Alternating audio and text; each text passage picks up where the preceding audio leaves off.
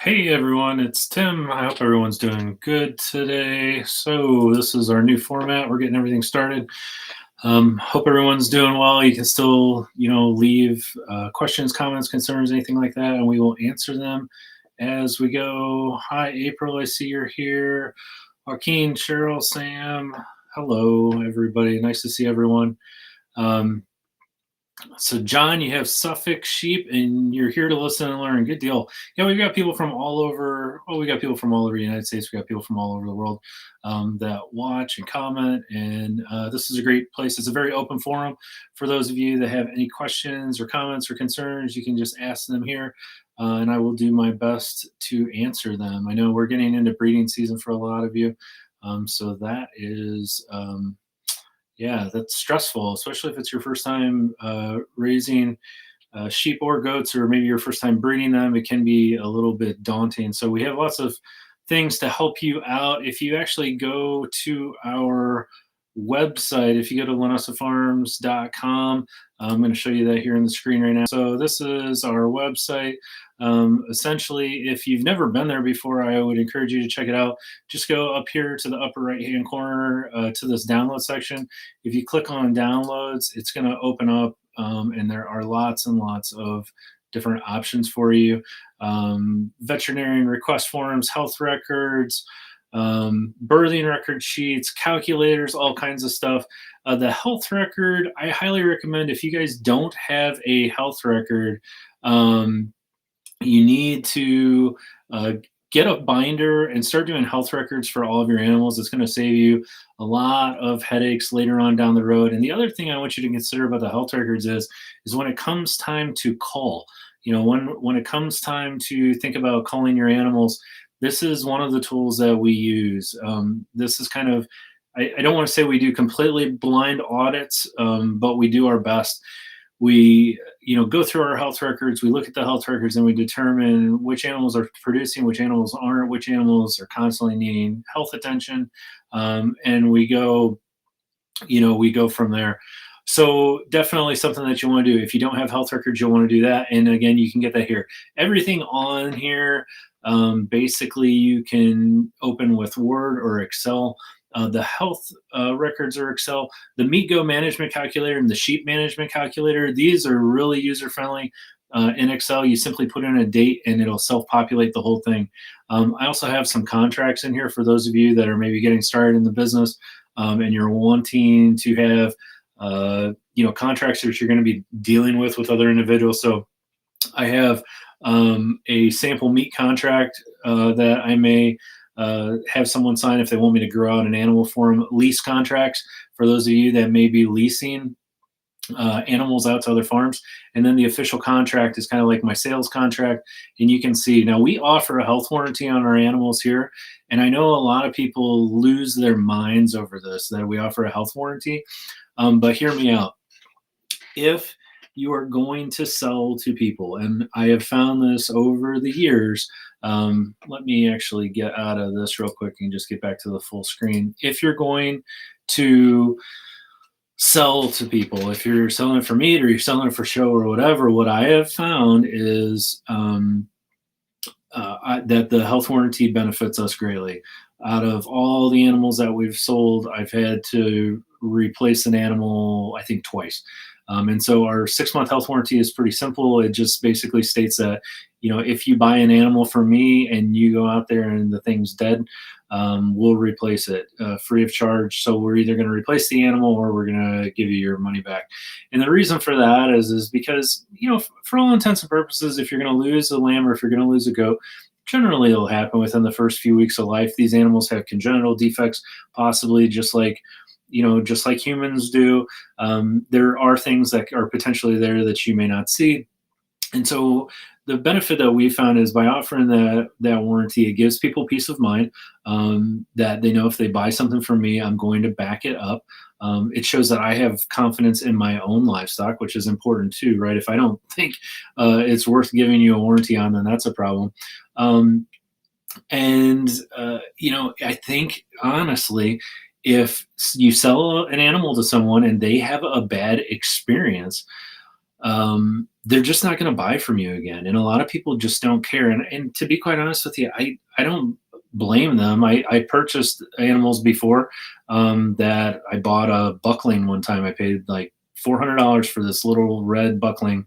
And I brought him home and I think he died like a week later. I just went out there and he was just dead.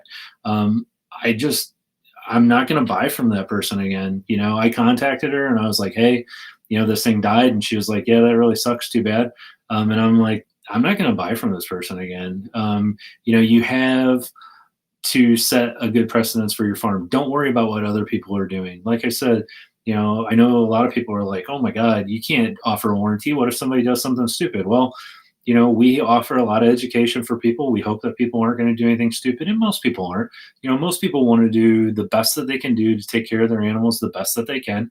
And I think you'd be surprised, but we want to protect people from any unforeseen circumstances. It's a lot of money, and you need to take care of your customers. So just something for you to think about. So on to the questions.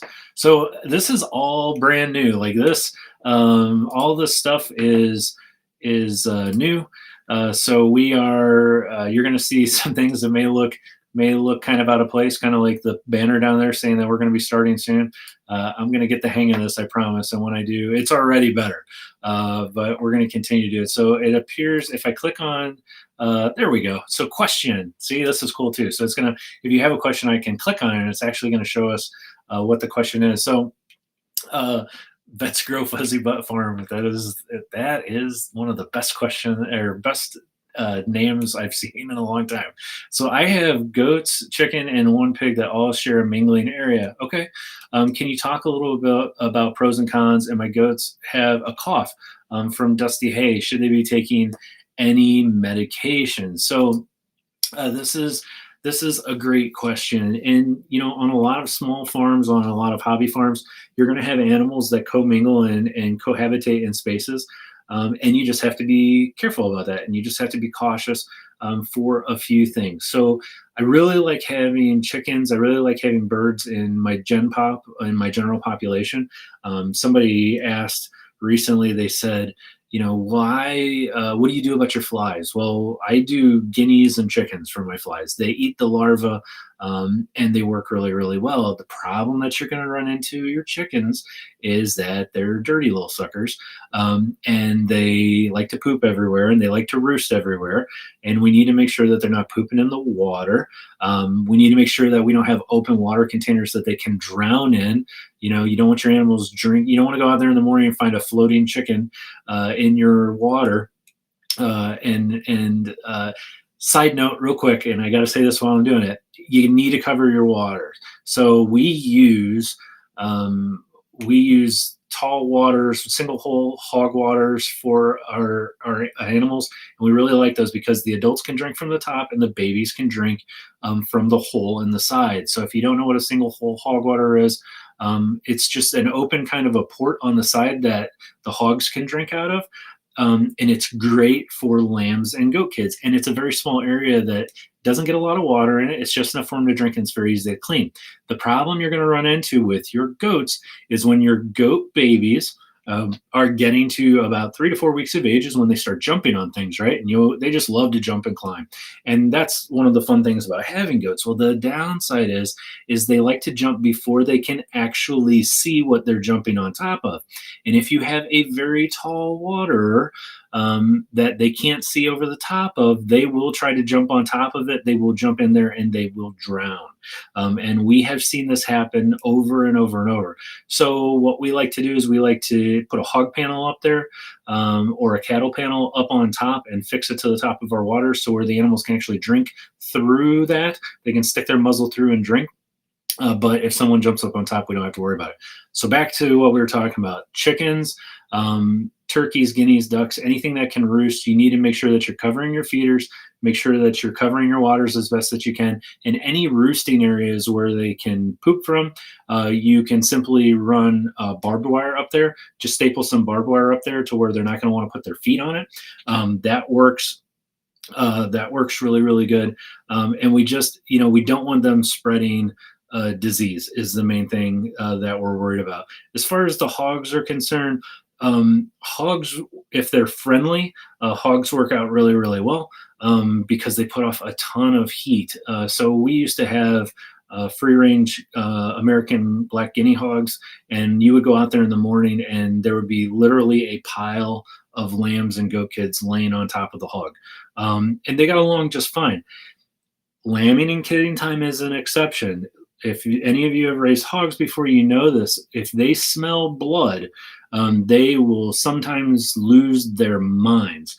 So you need to be cautious. You do not want any babies being born around any hogs. You need to be very cautious about the breed of hogs that you have and how aggressive they are. Black guinea hogs are very, very docile. Coons tend to be very, very docile. But you got to be cautious with the hogs. They can be aggressive. So, just keep that in mind. The other thing that you need to keep in mind is feed. For instance, chicken feed is extremely high in copper.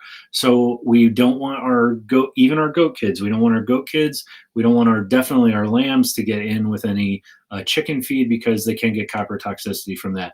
And to be honest with you, if your goats get into chicken food and they eat it, they're going to get the scour so bad, it's going to be a religious experience for you to deal with. That's about the nicest way that I can put it.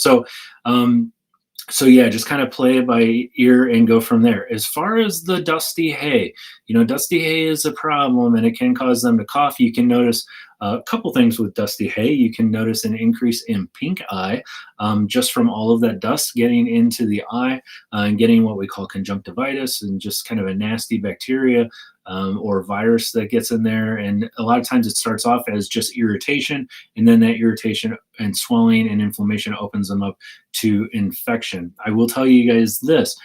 If I get an animal with pink eye, what I like to do is I like to apply aqueous penicillin to the eye. So that's just penicillin. Most penicillin that you get is going to be suspended in some kind of a water based solution. And so what you can do is you can draw up regular aqueous penicillin in a 3 milliliter syringe. You obviously want to take the needle off. You can go over to the animal, you can pull their eyelid down, and you can give them a couple drops of that penicillin right in their eye.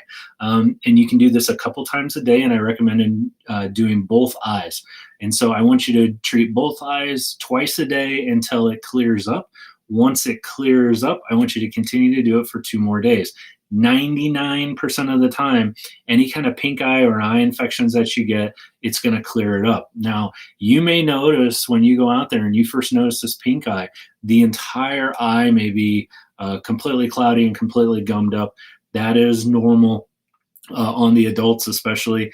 And if you treat them with the penicillin, they should get back to normal and everything should kind of correct itself. Really, in most cases, it may not even be viral or bacterial, it may be viral. And in that case, it's going to correct itself. We always just treat with penicillin. It's easy, it's cheap, it's effective. The terramycin liquid or paste that you're going to put underneath the eye is super expensive. And it's a pain in the butt and they hate it, and the penicillin is just easier. So the only caveat I would say to that is when you get your babies when they're new, if you notice clouding of the cornea, you may be dealing with inverted eyelids. So I don't want you to confuse the two of them. Make sure that you are dealing with pink eye and make sure that you're not dealing with inverted eyelids. If there's a couple things you need to be really cautious of that you can get from your animals. Probably 3 big things on the farm that you can get, 4 big things on the farm, and I'll probably think of 5 by the time I get further going. E. coli, you can pick up from your animals. Pink eye, you can pick up from your animals. You don't want to get in there and then touch your eye or any of your mucous membranes. So we've got E. coli, we've got pink eye, ORF, which is sore mouth. You can actually get sores on your hands from ORF. And then the last one would be toxoplasmosis. So toxoplasmosis is a gremlin that is for all intents and purposes, we'll call it a coccidia. And most coccidia are host specific. They are, like the sheep ones can't generally go to goats, and the goat ones can't generally go to sheep, and the chicken ones can't go. Toxoplasmosis, generally carried by your barn cats, that can go to almost anyone. And especially in our ewes and our does, it can cause late term abortion. We use the term abortion because that's the veterinary term that they use. You would know it as miscarriage. So late term abortion with the toxoplasmosis. And then humans should be extremely cautious around cats as well, and around these animals to make sure that they don't get anything. So anyways, so that's my long answer on that. So let's see where we're at. Okay, April. Let's see what April had to say. I had a chicken go down on a 98-degree Fahrenheit day last week. Got her inside and cooled her off. But if it was a sheep, what do I do? Too big to pick up and move into the shade. So if you get an animal that gets really, really hot, so this is a great question. Our sheep and our goats get hot. The number one way that we can tell that they're getting hot, especially when they're outside, is that heavy breathing. We can sweat, but with these sheep and goats, they do a lot of evaporative transfer through their heavy breathing. So a great way to cool your animals down on a very hot day is obviously to offer them shade. I'm not guaranteeing that they're going to use it. For those of you that have been raising animals for a while, you know that you can give them all the shade in the world, and then it seems like then it seems like they'll be laying out in the sun anyways. If it's really, really hot and they have shade, what I like to do is I will bring out a bucket of ice, and I will put it into some beet pulp, and I will add water to it, and I will stir it up just until the ice melts and that beet pulp is like nice and cool. And I let it sit maybe 15 to 20 minutes just so that beet pulp gets wet. And I will take it out and feed it to them, and they love it, and they will eat it up, and it really helps to cool them down and make them feel better. So that is a great, great way to deal with. That's kind of an old timer, an old school way of cooling down your animals is with cold beet pulp. That works really well. If you get one that's really down and out, you need to bring it in. Even if you got to drag it, you're better off bringing it in. You can check rectal temperature, and you can try to cool them down. You can put some ice packs on them. You want to make sure you insulate it with some towels. You don't want to put ice directly on the skin, and you can place it in the axillary areas, and the axillary areas are up here, like in the armpits, and you can put those ice packs there. Laying them on concrete works really well as well, because we get conductive cooling. That if you've ever laid on concrete before, it feels cold. It feels like it's sucking the heat out of you, and that's conduction. So conduction, evaporation, convection, and radiation, I think, are if I remember my thermodynamics correctly. But it's going to pull some of that. It's going to help to transmit some of that heat out of them. So ice. You wouldn't want to do a full ice bath. We would put them into shock, but the cold packs on them on the skin portion, which is down there in the armpits, works really, really well. Or on the belly, works really, really well as well. But yeah, try that cool beet pulp. I think you will like it a lot. So hopefully that answers your question and kind of gives you something to think about. So we got that one done. Let's see what else we got here. So after your ram lambs are done weaning, 3 to 4 months old, do you put them in with the older rams, or do you keep them separate? So that is another great question. You guys have great questions tonight. So a couple things that you need to consider about your ram lambs, and this goes similarly for bucks, is that every once in a while, they're all going to reach sexual maturity at different times, right? So some of them reach sexual maturity really fast. Some of them, it seems like they're 6-7 months old and still nothing's really going on. You will find 1 or 2 of them that getting at that 5 to 6 month age can actually land a ewe or a doe. We find that we can keep them with our adult males. They generally will figure it out. There's a lot of misnomers about keeping males together. People will say, well, if you keep animals, if you keep the males together, they're going to fight and they're going to beat each other up. And You're gonna find every once in a while you're gonna find an aggressive one. Like that's just to be said. That's just the honest truth. A couple of methods for you to deal with keeping a couple males together, especially if they're not used to being kept together. So I say you need to keep. You can do one or two things. You can get them super close, or you can keep them far away. Now, when I was a kid, and me and my brother used to fight, my mom used to make us wear the friendship shirt. I don't know if you guys know what the friendship shirt is, but that's where if you have kids that fight, try this. You'll love it. You make them both wear the same T-shirt. So one kid gets one armhole, the other kid gets the other armhole, and then they get to share the shirt together. And after being around each other for about 4 or 5 hours like that, it pretty much cures any problem they may have of fighting. And so the same mentality works out with these rams and bucks. Is that if you have a small pen, a pen that's small enough that they can't get any speed to butt one another, maybe like a lambing pen or a kidding pen, you can put them in there together, and they're going to fuss a little bit, but there's really not anything they can do to one another. And after you leave them in there for like a day, you want to make sure they've got enough room to lay down, stand up, eat, and drink. Obviously, after about a day, they'll figure it out. The alternative is if you put them in an area that's large enough that the submissive ones can actually run away, that they have distance to get away from one another, that works well too. Rarely do we have problems with them like really beating the snot out of each other. If you find that that's happening, then you're just going to have to separate them. But generally speaking, if you're introducing babies in with the adult, they usually are okay. But boy, this is one of those things that I don't want to give you like a definitive, like this is what's going to happen, because I will be honest with you. I have seen rams kill lambs. I have seen bucks kill, bucklings.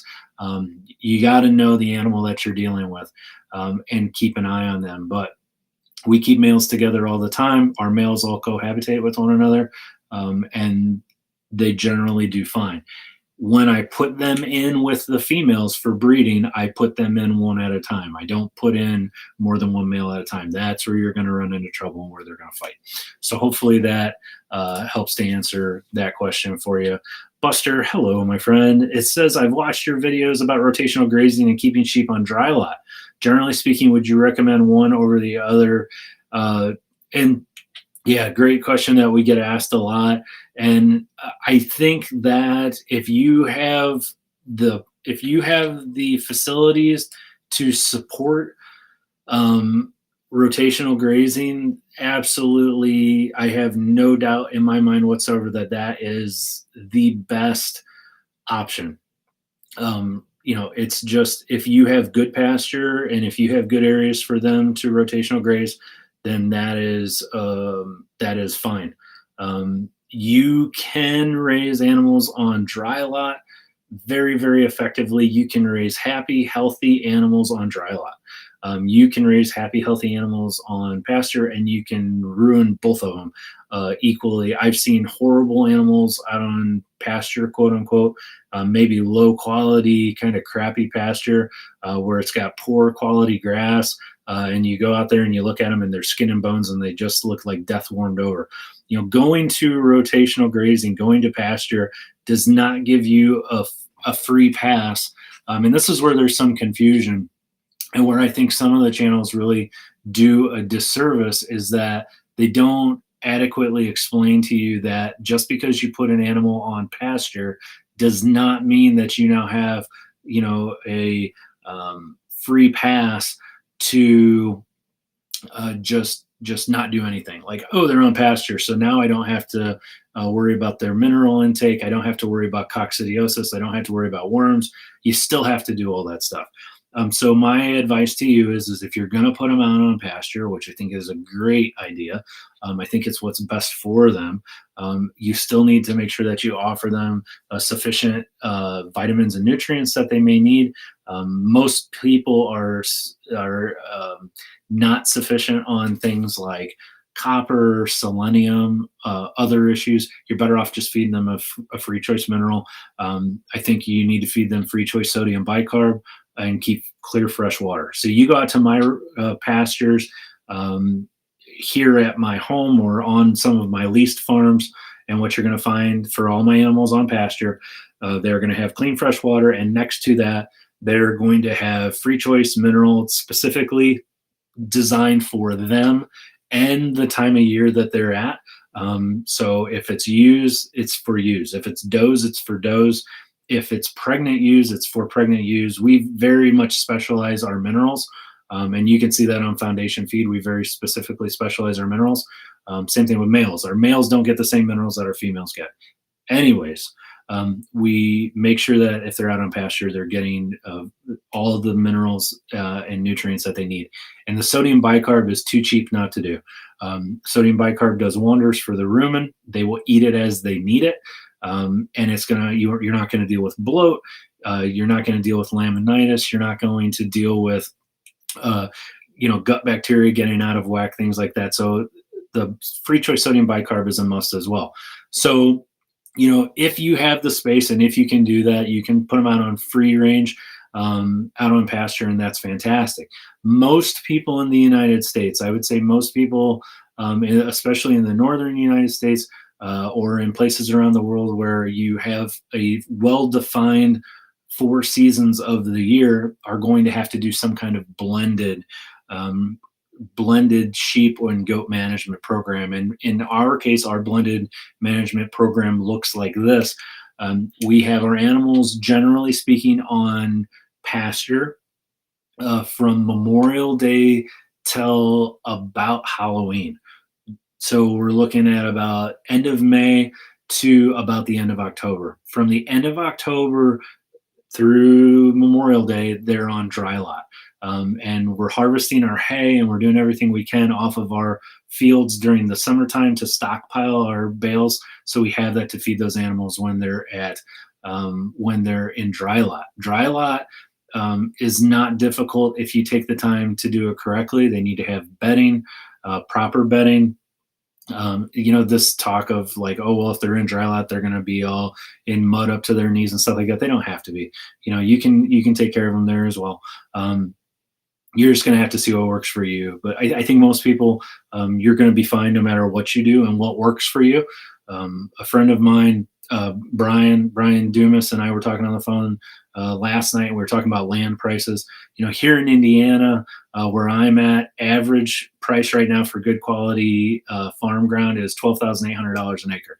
I know where Brian's at, he can get it for a quarter of that price. So we were looking at 300 acres here that just came up for market. I wasn't going to buy it, but it just came up here. It was $2.1 million. So yeah, so you compare that. Some people are like, oh, you gotta do this, you gotta do that.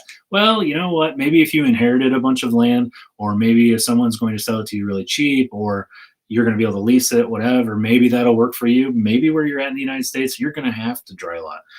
So again, you just have to figure out what works for you. So good question. Conrad, what's the best way to control dust in the housing? So dust, I like to use barn fans. I think barn fans work well. So good bedding, good straw bedding can help immensely with the dust. And then keeping the fans going can help immensely with dust as well. And even then, sometimes, depending on what's going on, it's just something that you're going to have to deal with. I'm not a fan of spraying any kind of water. I don't think that's a good idea. But good bedding helps out a lot. And then, I think those barn fans, we have oscillating barn fans that hang up on the wall in our barn. That's what we found to be the best thing. Just keeping the air moving anyways is good for their overall health, even during the winter time. Even if it's 20 below zero outside, these animals are not designed to be confined in areas where they are getting like cooped up with not good airflow. They will get pneumonia. Guaranteed they will get pneumonia. So you have to maintain good quality airflow, even if it's cold outside. They do not need to be bundled up tight like you and I do. They will be just fine. If you just keep them out of the wind, if you give them a windbreak and you give them something to keep the moisture off of them, they will be fine. Do not like lock your animals up tight and turn on all the heat lamps and get them in there cooking. And you don't need to go into the barn and it's 70 degrees. Like they don't need that. Your electric bill doesn't need that, and you're actually going to end up giving them pneumonia more than anything else. All right. Next question: do you sell worm meds or the copper sulfate? So we do sell copper sulfate, pentahydrate, that we get from. We actually have a lab that we get it from, so we make sure it's 90. You can get it on Amazon. Look, you can pick it up on Amazon. It's not that big of a deal. A couple things to consider about picking it up anywhere is I want you to make sure that it is, no kidding, 99% or higher copper sulfate pentahydrate. I want you to make sure that they're getting what they need. The problem also is if you have a very small flock, you may find that you're going to have to buy such a large quantity that it's really not going to work for you. You may be buying like this monstrous amount of copper sulfate that you'll never use in a lifetime. So what we do on foundationfeed.com, this is our Linessa Farms owns that. Full disclosure, I own that. Foundationfeed.com. That is, we have pre-measured copper sulfate pentahydrate on there that you just simply pour in 3 liters of water and you shake it up, and you're good to go. So here's something that came up the other day that somebody asked me a question, and I've hesitated to give an answer online about this, but we're all adults here. So here's my deal. I keep my copper sulfate in the fridge. It keeps longer. I don't have to worry about anything growing in there or getting slimy or anything like that. So hear me out. So some of you right now are like, why didn't you tell me this? Well, the reason I didn't tell you this, and I think some of you have already gone there mentally, you know what I'm going to say. Sure as heck, somebody somewhere is going to mix up a 3-liter jug of copper sulfate, and somebody's kid is going to think that's Kool-Aid, and they're going to go in there and drink it. So that's my anxiety about copper sulfate. So if you're going to put it in the fridge, be really, really careful. And labeling it is not enough. Like, an elementary schooler does not care if it says copper sulfate on it. They care that it's blue like Gatorade, and they're like, all right, let's do this. So I'm the kid. I would have been that kid that would have been coming home from school like in 2nd grade and been like, mom made Gatorade. Joke. So that's my thought process on that. But yes, you can go on foundationfeed.com. It's relatively inexpensive, and you can buy enough to make 3 liters of it that'll last you for quite some time. So, all right, let's see. Javier, hello from California. Oh, nice. Thanks for joining us tonight, Javier. I appreciate it. And then we've got just tipped over. That's funny. Just tripped over the water in the goat pen. Nice. So what is the best way to control dust? We talked about that. Right. Moving on. Why might some of my 5-6-month-old Suffolk lambs be eating from their front knees instead of their feet? They're walking just fine. It's just when they eat sometimes. So, a couple things that come to mind. You may want to check their hooves and make sure that they're trimmed appropriately. You might want to check the front knees and see if they've got any kind of enlargement of the front knees. A little too early for them to have CAE or any kind of things that may cause the those two. Actually, with CAE, be more with goats. I'm just talking out loud here, or thinking out loud here. So I would check the feet and see what the health of the feet look like. Make sure that they don't have anything stuck in there, and make sure that the feet, if you push on it, that it's hard, and that you're not getting any softness in there. And take a peek between the toes as well, and make sure that they are good. Some animals, for whatever reason, they seem to be a little soft-footed. We had a friend that had um, I can't remember what breed of sheep he had, but they were super soft-footed, and it seemed like anytime they got on anything they didn't like, they would knuckle down. And it just seemed like they had like constant discomfort in their feet, and I don't think we were ever really able to put our finger on it. You can, if you find that you have an animal that just has really soft um, heel and really soft nail bed in there. Sometimes the mineral will do this to them. It'll cause their, if you're giving them a really good mineral, it can cause that to grow. Sometimes it can cause that to grow a little too fast. Again, the laminitis, we can protect against that by actually doing the free choice sodium bicarb. So check the feet. Make sure that you're not giving them too much of their free choice mineral. If they have really soft feet, you can also do a soak in 10% the formalin. You can do some copper sulfate hoof soaks as well that can harden that up. Even Dr. Naylor's Hoof and Heel, the zinc, that can harden up the hooves as well. So that may help you out. But I would be inclined to really look at those hooves and see how soft they are, and if there's anything in there that's causing them discomfort, do the trim up and go from there. And again, if you're not offering the free choice sodium bicarb, I think you should. I think that's something definitely to keep in mind. So kind of check that out and let me know if you see anything. If it's all of them, if it's just a few of them, and don't be afraid to really push on that heel, to take your thumb and push hard on that heel and see how they respond to that. Check around the outside edges of the hoof wall itself and make sure that it's not kind of delaminating, and make sure that it's not spreading out and away from that. And kind of go from there and see how they do. And then if you're not going to give me a recap on the next live stream, feel free to just shoot me an email. You can send it to customerservice@linessafarms.com. Send me an email and kind of let me know what you find and how things are going, and I'll get back with you and we can kind of work together to see if we can fix that up for you. All right. So what do we got? This fall, I'm going to be doing a frozen embryo transfer. Oh, wow. With one of my ewes and 2 with LAI. That's great. So frozen embryo so just so you guys understand what the difference between this is. So a frozen embryo is essentially a mom. What they'll do is they'll flush an egg, and they will inseminate that egg, fertilize that egg, and you actually have an embryo that's ready to go.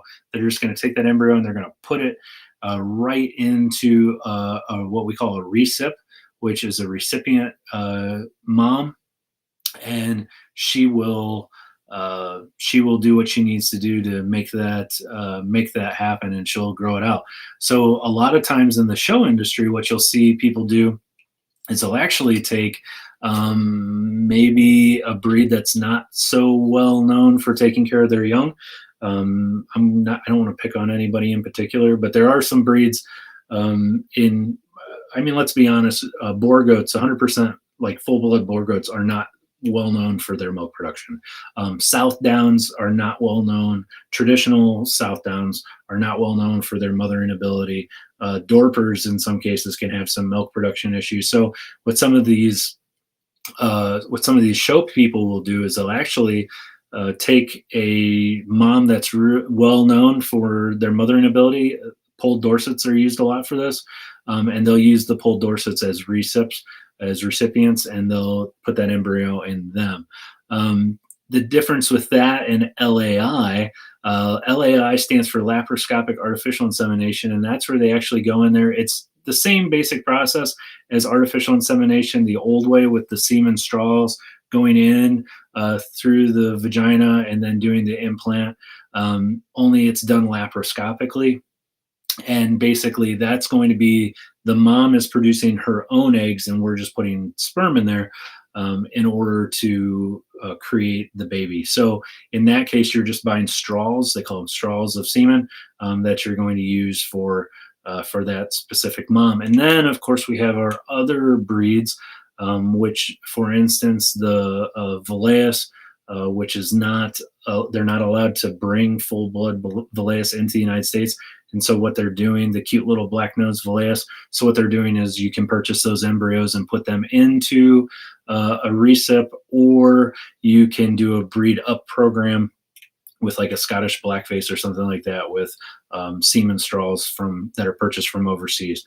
So it's quite complex and it's quite expensive, and there's a lot that goes into it. That's a whole video in and of itself. Preparing ewes and does for recip and preparing them to take these babies and be able to develop them, whether it's with semen or with a egg, fertilized egg. So lots and lots of things go into that. So very much good luck to you on that, Mary, and please keep us posted on that. I'm interested to hear more about that. So best syrup for sheep and lambs. So if you're more than likely, what we're looking at here is what to give them as far as like a nutritional drench. You can buy very expensive nutritional drenches online. I know there's Power Punch, there's other things. Hunter Nutrition makes a product called Survive, and you can buy that through Premier One. Survive works really, really well. You can make a high fat nutritional drench yourself out of molasses and soybean oil. And of course, at Foundation Feed, we sell a high octane feed additive, which can be given as a drench as well. So your main thing that you want to have in there is you want to have high fat. So high fat is the key. High fat is energy. When we look at the different amounts of energy that we get through our nutrition, basically fats and alcohols are higher than carbohydrates and proteins. A lot of people think like, well, carbohydrates are the highest, or the most caloric, the highest in calories, and the reality is fats are actually the highest. We're not going to be giving alcohols to the babies. The alcohols are high in calories as well, but fats are very high in calories. Ultimately, if you get a baby that's down and out, I'm not really 100% sold that the oral drenching of these things, I know it can help somewhat, but the reality is giving intraperitoneal injections of glucose solution is probably the best way to do that. We do have a video on that. I know it's super scary, but essentially what we're doing is we're taking a high glucose solution made of basically sugar water and saline, and we're injecting it directly into their intestines, and they'll snap out of it right now because it gets the sugar into their system, and it pulls them out of that hypoglycemia, that low blood sugar, and usually if you warm them up, you'll get them going. The problem is these animals get cold, they get hypoglycemic, their bodies absorb that little bit of glucose that they have in their body at birth that's kind of located in some fat around the kidneys, primarily, is absorbed when they're stressed out and when they're first born. And they go hypoglycemic, so their blood sugar drops. When we try to bring them back around, when we try to orally drench them with high fat things, when we try to warm them up, a lot of times they'll have convulsions. They'll go into shock because of that imbalance of the glucose, and then you run into all kinds of problems. The best answer we found to deal with this is doing the intraperitoneal injection of the sugar water. We do have a video on that. I will make another video on that as we get closer to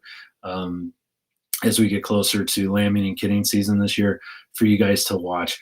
A lot of these things sound scary. I get it. Like, I completely understand. Like, a lot of these things sound scary, but none of these things are beyond any of you.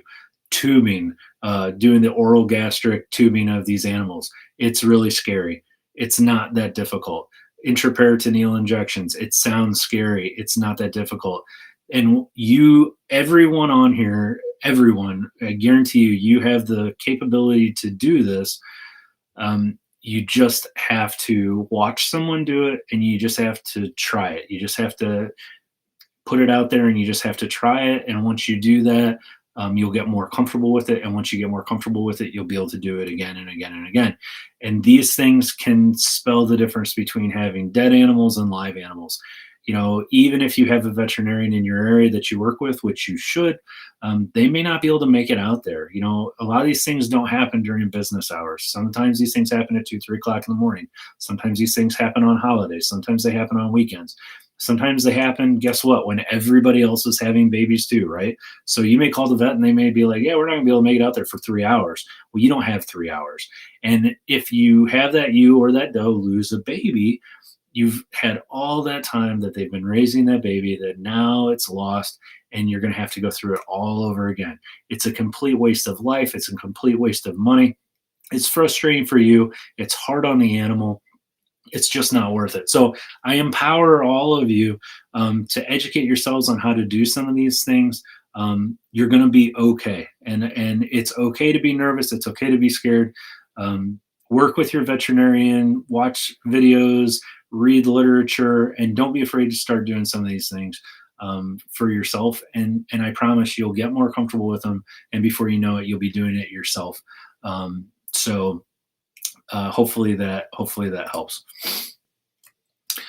I've been having to catch up the last couple weeks. Glad finally able to make it back to the live stream. Hello, bakers on a few acres. Nice to see you again.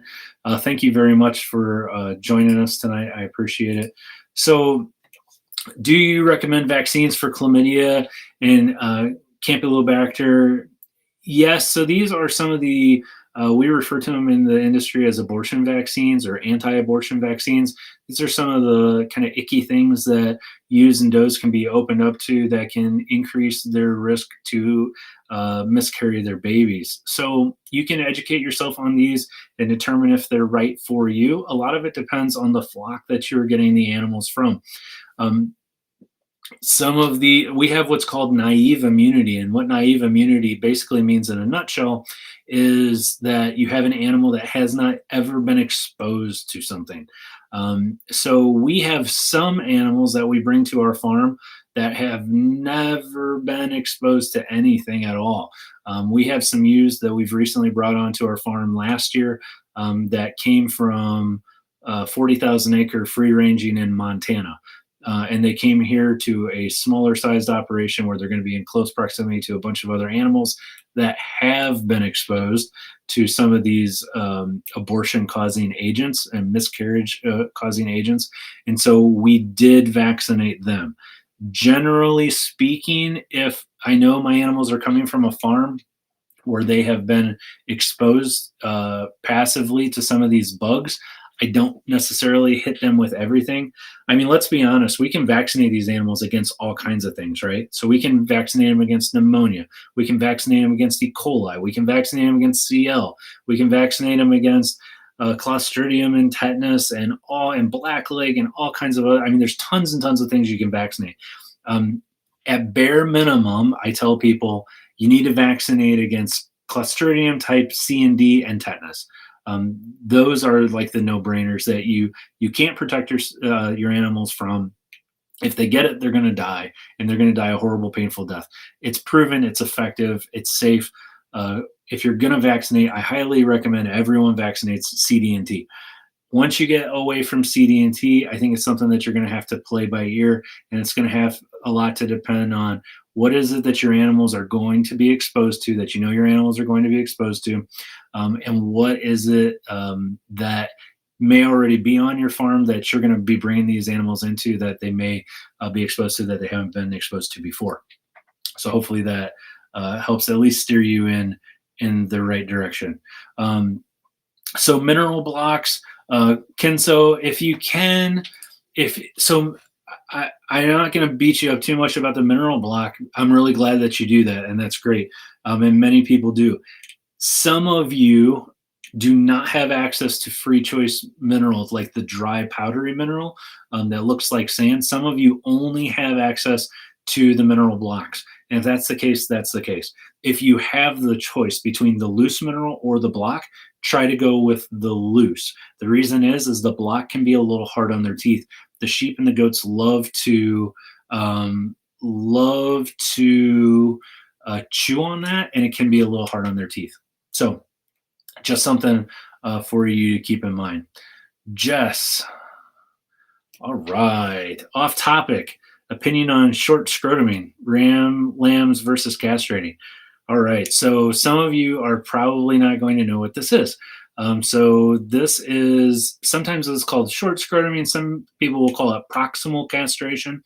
And here's the thought process behind it. So everybody knows about castrating, right? Band castrating. So typical band castrating is where you take the band and you would place it up between the body and the testicles. Through atrophy and through lack of blood flow, eventually they're just going to shrivel up and they're going to fall off. The thought process behind proximal castration is that we're going to take away the body's ability to regulate the temperature of the testicles. The scrotum itself will expand and contract in order to keep the sperm at a very specific temperature. So sperm is real sensitive. It's real sensitive to too much heat. It's real sensitive to too much cold. So what you'll notice on your rams and your bucks is when it's really, really cold outside, the scrotum will shrink and it will pull those testicles up and close into the body. When it's really, really hot outside, that scrotum will loosen up and those testicles will hang farther away from the body. And this is that body's attempt to control the temperature of the sperm. So the thought process behind the proximal castration is instead of placing the band between the body and the testicles, they actually will pull the testicles up as close to the body as they can, and they'll place a band around the scrotum underneath it. And so what you'll do is you'll force those testicles to be up and against the body. And over time, what will happen is the body heat itself will cause the sperm to die. So it's a fairly reliable way to ensure that the sperm count will be low or not available at all if the temperature is really hot outside. The problem we've run into is we've ran into two problems. We've ran into cryptic testicles, which is when they're babies, the people will actually end up pushing them up and into the body cavity. And then as the testicles grow, as the animal ages, you can develop a herniation in that area. And so that's a problem. There is some thought that that's what's supposed to be done, is that you're supposed to push them all the way up into the body. That's not accurate. By pushing them all the way up and into the body, you can create herniations. You can create issues with the urine, all kinds of problems. So don't do that. So you've got that issue. And the other thing is if it gets really, really cold outside, then they're where they need to be anyways, and you can run into some issues there. So, my thought is find a different way to manage that. What you may want to look into if you want a non-banding method for castration is you may want to look into a Burdizo, which is a crushing device. I don't like the end Burdizo that gets them both. There's a side clamping Burdizo that you can actually go in there and clamp each side of the spermatic cord, and it'll actually crush that spermatic cord. It's bloodless. It's relatively painless. And it's a way to basically castrate them without any incisions and any bands. The problem is you really got to know what you're doing, and you got to make sure that you crush it appropriately, or you're going to end up with an animal with one testicle, or you're going to end up with an animal that it just didn't work at all. I will crush twice, about 2 centimeters apart on each side, and crush all the way until it actually locks and closes. The tool's developed to lock and close, and I crush in 2 spots on each side. So that's my thought on proximal castration. I forgot that I even knew about proximal castration. So I'm glad that you brought it up. That was a fun thing, and I'm sure a lot of other people might not have known about it either. So thank you very much. In some of your videos, you mentioned copper sulfate for treating intestinal parasites. I've been considering to try it. Are there certain breeds that using copper sulfate is not recommended? No. As long as you're giving it appropriately, it works great. It is dose specific. There are some research papers. If you go to our video on copper sulfate and you go to the description and look, there is a link to University of Kentucky study that they did, and it is heavy duty reading. But I empower any of you that are either doing copper sulfate worming or thinking about doing copper sulfate worming, read that paper. You can simply go to Google and just type in University of Kentucky copper sulfate worming sheep, and it'll pop up, and it's a lot of reading. But the thing I really like about it is it kind of walks you through the history of it as well. The fact that for long amount of time we actually used copper sulfate to worm sheep and goats very effectively before the chemical wormers came along.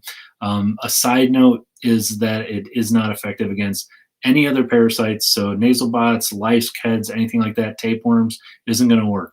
So the whipworms, hookworms, roundworms, barber pole worms, that works for, but all the other stuff, including tapeworms, it is not effective against.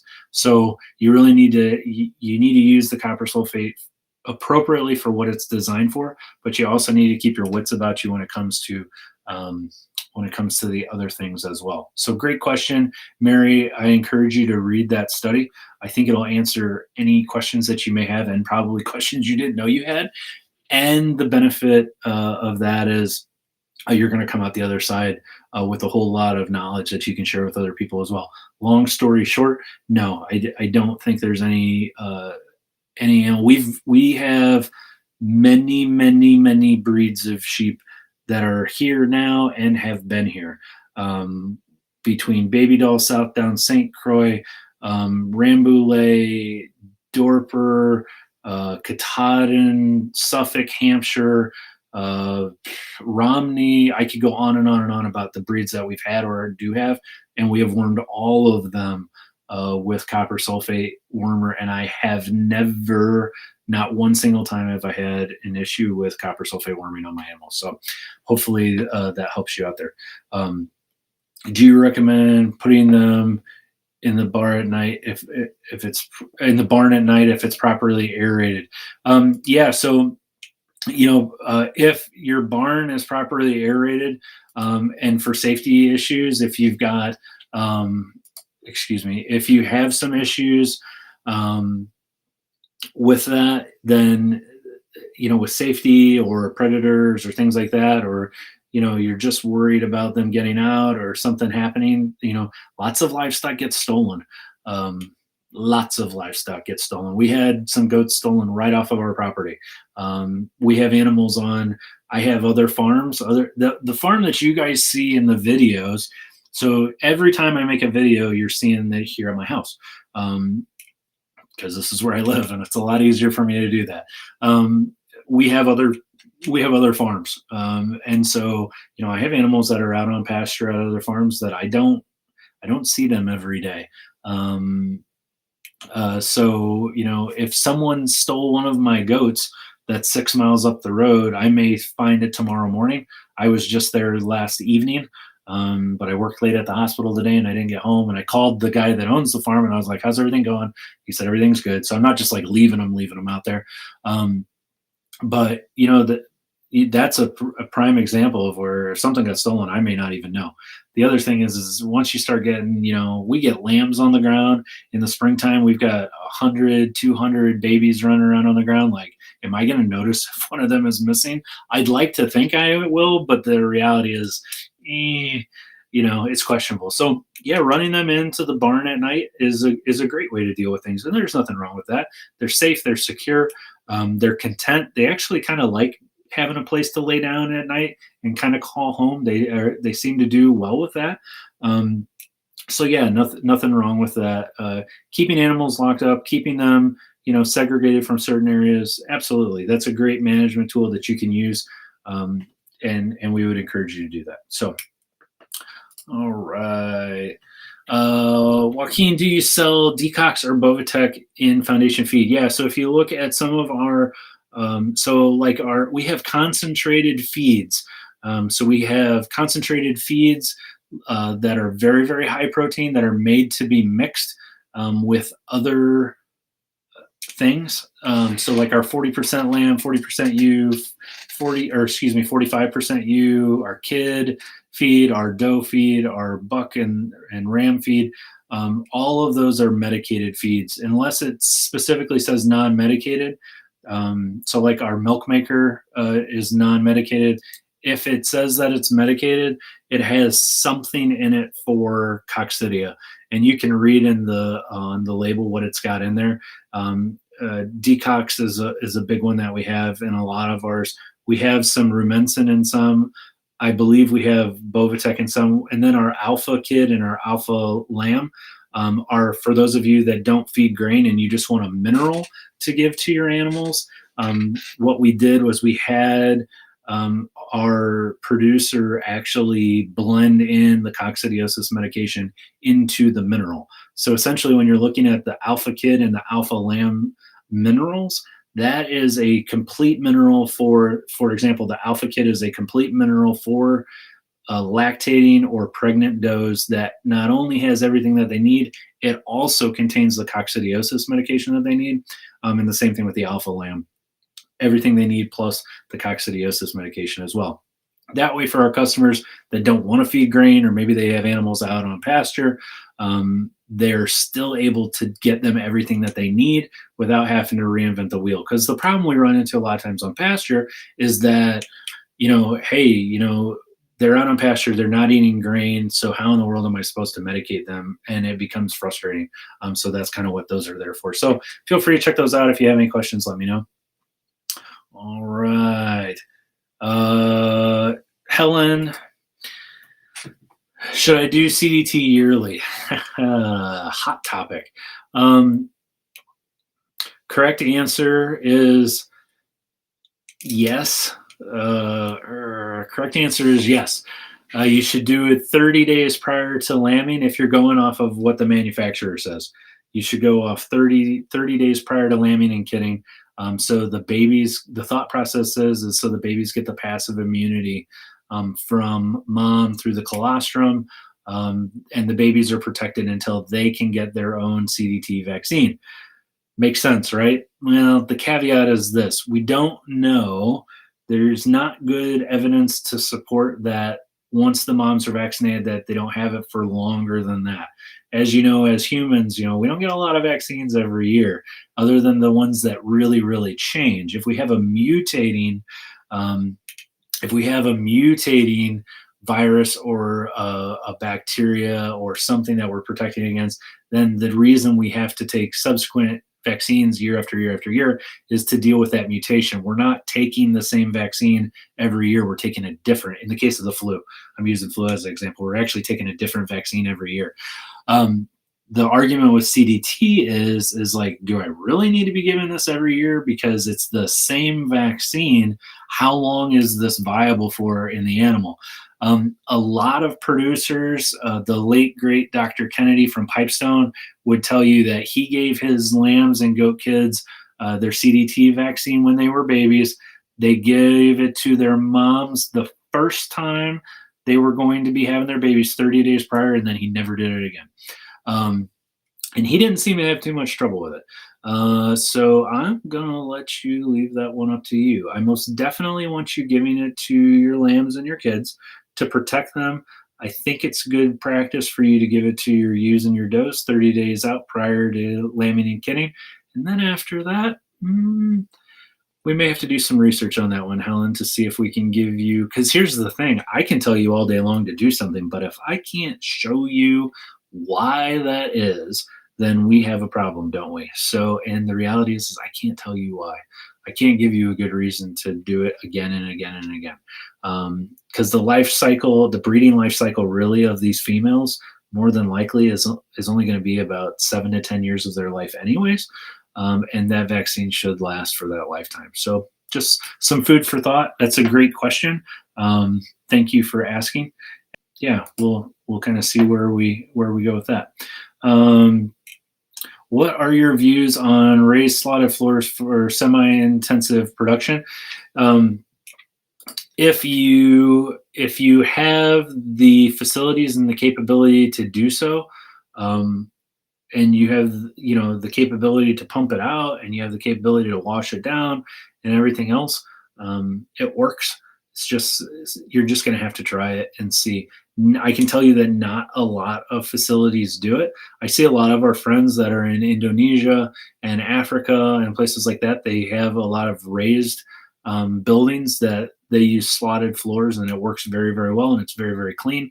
You're just going to have to see if it works for you. I think, intuitively speaking, if you can make it work, I'm saying logistically, I cannot think of a single reason why it would not be beneficial for you to do so.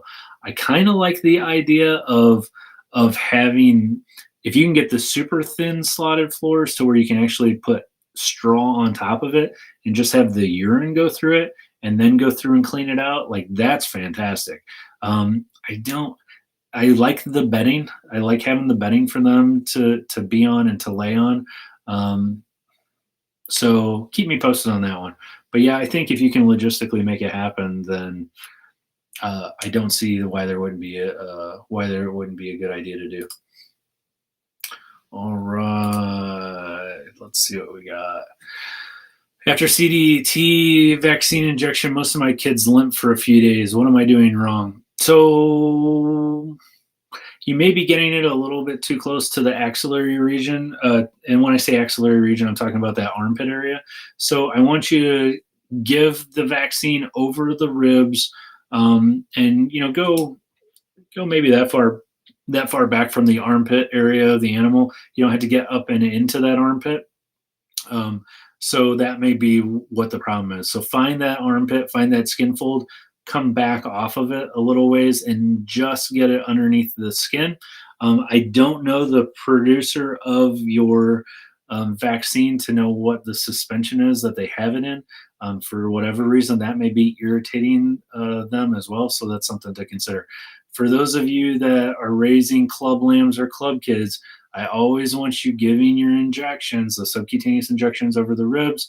I want you giving that on the non-show side of the animal. That's the left side of the animal. That left side of the animal is going to hide any kind of granulomas or calcifications that you may get. That's a very normal and natural response for these animals to get a little lump where that injection goes in that may be there forever. And you don't want this glaring the judge in the face on the show side. So the animal's left side, not your left, the animal's left. The animal's left side over the rib cage, about 2 to 3 centimeters back from that front leg, that armpit area, is where ideally we want you giving that shot. So just so that's clear. All right, let me see what else we got. So the copper sulfate, that's you'll have to check out our video on that, Linda. That's kind of a long process. Essentially, it's an oral drench. So if you do a search for Linessa Farms trifecta method, and you'll see we'll talk to you about how we do everything. But essentially, it's an oral drench. It's a very low percentage copper sulfate solution in water that's orally drenched at a rate of about 100 milliliters per head per animal, and 50 milliliters per head for the youngsters. So to kind of wrap it up in a nutshell for you, goat kids, let's see, hold on. I was wondering what transportation method is best for as little stress as possible on the ewe when it comes to embryo transfer. There is none. Perfect world is you want them. So the perfect answer is this. You either want to take the animal where it's going to go and you want to allow it to have a few days to rest and recuperate where it's at, or you want them to come to you. That's the difficult answer. If you want it done the same day, you have them come to you. If not, you work with your veterinarian or the facility and say, hey, how do I bring this animal? Can you charge me boarding? Can I leave it there for a few days so it's less stress on them? If not, you do it as quickly and as gently as possible. You load them up in the trailer with plenty of room, plenty of space, low stress, no yelling, no screaming, you don't want to pack them in there. Give them clean, fresh water and food. You take them where they need to go. You get it done, and then you bring them home, and you just try to do it as gently as possible. But yeah, there is no good answer for that. We have miniature Hereford cows. When I get them artificially inseminated, it's thousands of dollars. And I take my cows to the vet, and I drop them off, and I tell them, don't call me until you've preg checked them and you can tell me that they're pregnant. because I'm not taking them there and having them drop, spending money on a champion to get them inseminated with and then bringing them home and finding out that they're not pregnant. Like, call me when they're pregnant. I would just rather pay the money to do it that way. But I understand that doesn't work for everyone. If you can talk them into coming out to your farm, then that's, even if it costs you a little extra, that's a great way to do it as well. Cooked or uncooked grains for kids. Uncooked is absolutely fine. Okay. Raising sheep for a year. One Shetland. Has diarrhea for a couple weeks. Washed back in. Good. Cut off matted stuff. Good. Took in a fecal and it was clear. Good. Started probiotic. Anything else I should do? If the fecals were clear, then that means they tested for worms and for coccidia. Chances are there was a feed differentiation, Becky. So what'll happen a lot of times is either when the animal's very first going on to feed, when they're very first going on to creep feed, when you switch your brands or styles of feeding, you switch the time of day of feeding, or even switching up your hay, can cause this to happen. So generally speaking, it's them adjusting to a new type of feed. So probiotic is fantastic. The other thing you could do is you could consider giving them some kaolin, something like kaolin that just coats the stomach and gives them a little bit of soothing to their stomach. Again, we don't ever want to use any kind of medication that stops. They're referred to as anticholinergic medications. Anticholinergic medications like I'm drawing a blank here, which is a shame. I can say anticholinergic, but I can't recall the name of the medication. But basically the anti-diarrhea medication, that Imodium. It's been a long day. So Imodium is what's called an anticholinergic medication, and that actually slows down the gastric motility, that natural gastric flow. We don't ever want to give Imodium to our animals. If you want to give them something that's going to coat and soothe their stomach, you consider kaolin, or you can give Pepto is fine, but no to the other anticholinergic medications such as Imodium. I'm a huge fan of Spectam. If they've got an upset stomach, a lot of times I'll give them Spectam, spectinomycin, which is a reddish colored scour halt, they call it, medication. Clay, the natural clay, I have mixed feelings on that, but it does work, and you can give that as well. So just some things for you to consider, but chances are it's a feed thing that'll kind of correct itself. If they've got diarrhea, I want you to consider Blue Light is a great product that you can feed, and it works really well. So we want to make sure that we're keeping those electrolytes in balance as well. Cool, clean water with a little bit of molasses added to it can encourage their uptake of fluids as well. So, we want to do two things. We want to make them feel better, but we also want to make sure that we're giving them what they need to keep their electrolytes up to snuff and in balance. So great question. Thank you for that. Gabrielle, getting close to breeding season. I have Nigerian doe that gave birth to triplets last year. Oh, wow.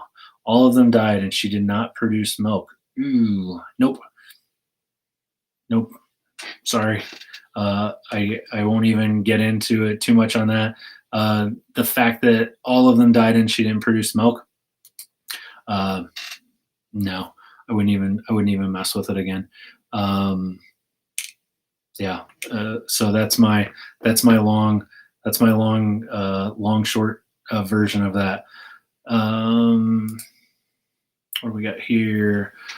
I have a goat that I just bought from the sale barn. He is super thin, probably 2 months old, and I've been feeding him vitamin D milk and also gave him selenium. Went ahead and gave him a shot of LA200. I've had him for a month now, and he still hasn't gained any weight. I want you to treat him. I want you to give him vitamin B injection. I'm not a veterinarian, so I can't tell you what to do. I can advise you what I would do. What I would do is I would put feed in front of him. I would make sure that he's vaccinated against CD&T, so you're not going to cause any issues with overeating. I would put him in front of a high protein feed, maybe with a buddy, so he's not alone. He's not going to do well if he's alone. He's going to go off feed and go bananas. So, but high protein feed in front of him 24/7. Good quality hay and water around him 24/7. I would treat him for coccidia. I would give him vitamin B injections at least once a week. And I would give him some high fat drenches to help him get some more energy going and go from there. Chances are, and again, I'm not a vet, so this is always just my opinion.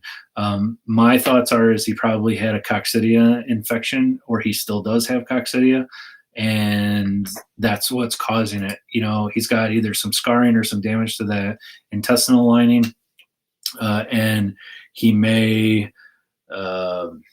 never be right. It's difficult. It's difficult to say, but as long as you've wormed him with the white wormer and a clear wormer, so we don't have tapeworms, we don't have regular gastrointestinal worms, and you're treating him for coccidia, and you're pouring the coals to him as far as feed. If he's still not putting on weight after that, chances are he's got some long-term damage, probably from a nasty coccidiosis infestation that he had at one point in time, and he may never grow for you. So unfortunately, that does happen. So something for you to consider. But clean him up, pour the coals to him, see how he does. That's the best advice I can give you.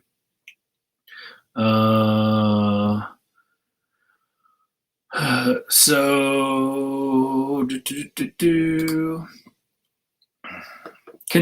we do CD&T every 6 months on a yearly basis because they were losing a lot of animals.